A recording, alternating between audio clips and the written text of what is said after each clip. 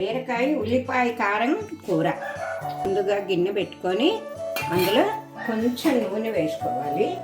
బీరకాయ ముక్కలు ఇలా బారుగా తరగాలమ్మా, కట్ చేసుకోవాలి. తాలింపు గింజలు, ఒక చిటికెడు ఇంగువ, అంతే. తాలింపు ఎర్రగా వచ్చింది కదా, ఈ ముక్కలు వేసుకోవటం అంతే. మూత పెట్టుకోవాలన్నమాట. ఇక వాటర్ కానీ ఏమీ వేయకూడదు. మూత పెట్టుకుంటే మగ్గిపోతాయి. సిమ్ములో పెట్టుకొని మూతలో మగ్గనిచ్చాం కదా. బీరకాయ ముక్కలు, బారుగా తరిగిన ఉల్లిపాయ ముక్కలు, కల్లుప్పు, అదే రాళ్ళ ఉప్పు, జీలకర్ర, కరివేపాకు, కొత్తిమీర, కొంచెం కారం. ఉల్లిపాయ కారం వేసుకున్నాం కదా, అది అట్లా అవుతుంది.